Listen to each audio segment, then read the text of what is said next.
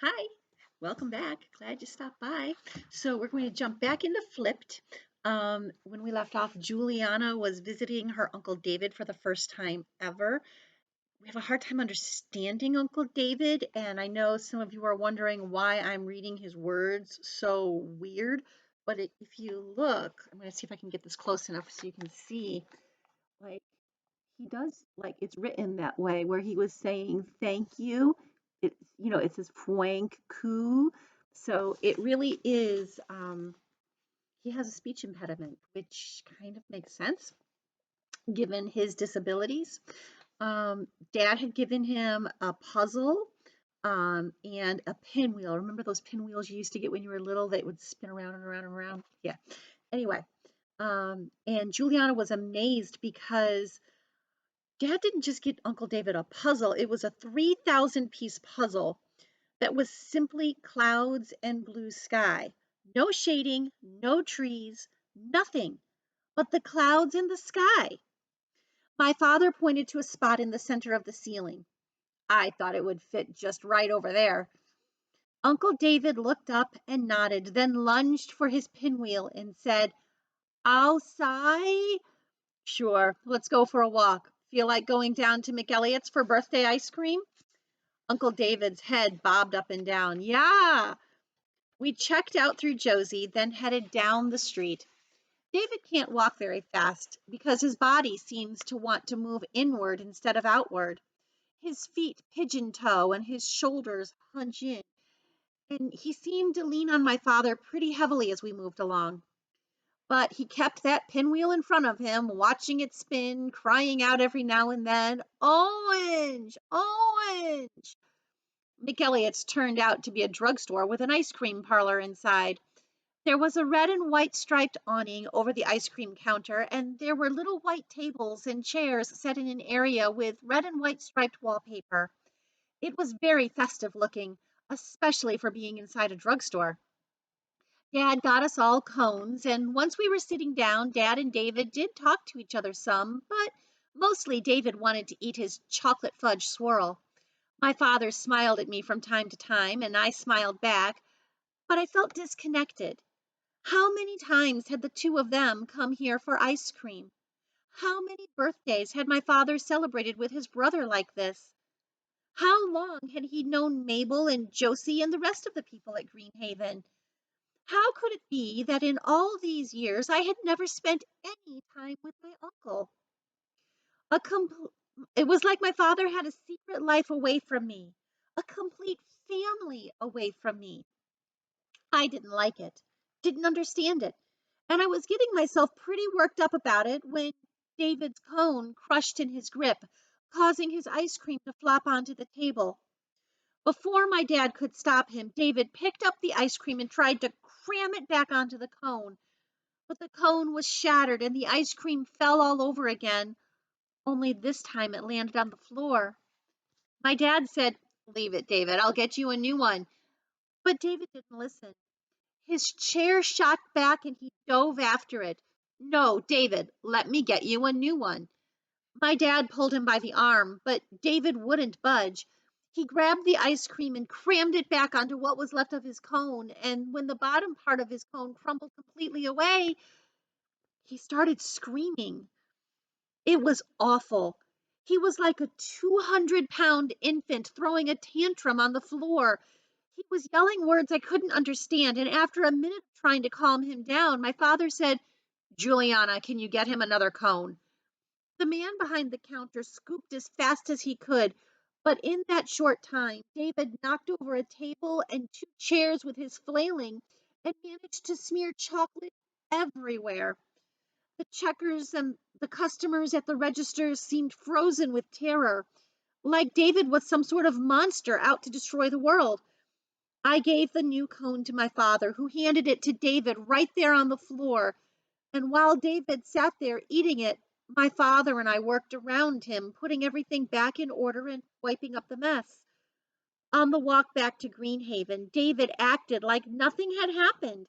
He spurted into his pinwheel and cried, Orange! From time to time. But when Dad held open the front door, I could tell Dad was tired. Down in his room, David placed the pinwheel on his bed and picked up the puzzle box.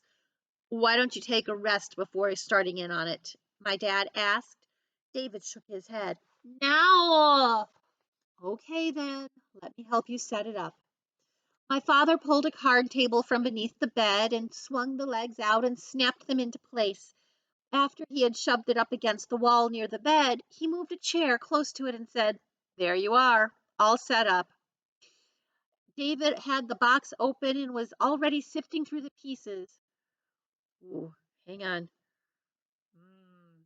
I gotta figure out what he said. Oh, here it is. As a good one, Warbird. I'm glad you like it. You think you might have it done by Wednesday? I can come back and glue it on the ceiling for you then if you like. David nodded, but he was already intent on the puzzle, carefully laying pieces on the table. My father put his hand on his shoulder and said, I'll see you Wednesday then, okay? He nodded. Will you say goodbye to Juliana? Boy, he said, but he didn't look up from his box of pieces. See you later, Uncle David. I tried to sound cheerful, but I didn't feel that way. When we got back to the truck, my dad clicked on his seatbelt and said, So, I just looked at him and tried to smile. Are you as exhausted as I am? I nodded. Everything was fine, except for the ice cream. Dad chuckled. Except for the ice cream. Then he turned serious. The trouble is, you never know what the ice cream is going to be.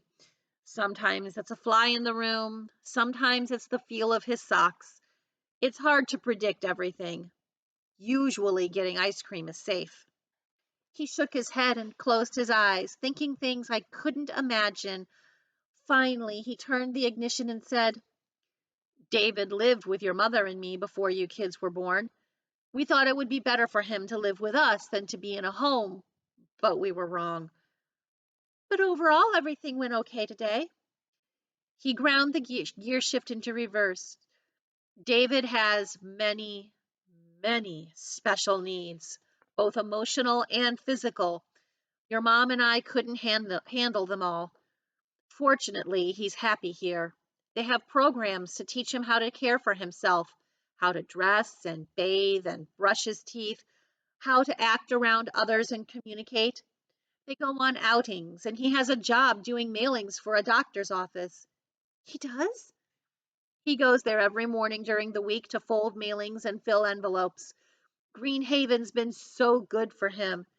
He gets an incredible amount of individualized attention. He has his own room, his own friends, his own life. After a minute, I said, But he's part of the family, Dad, and it just doesn't seem right that he's never even been over for a visit, not even on Christmas or Thanksgiving. He doesn't want to, sweetheart. One year, your mother and I insisted he spend Thanksgiving with us, and it was the biggest disaster you can even imagine.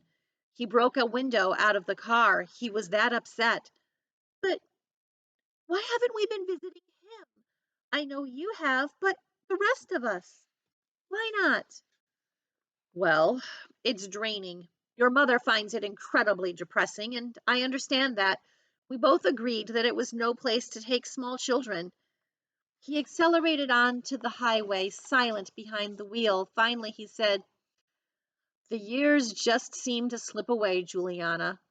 One day you have a baby in your arms, and the next you realize she's very nearly a woman. He smiled at me sadly. I love David, but he is a burden, and I guess I wanted to protect you from that. But I realize now that all of this has affected you and the family.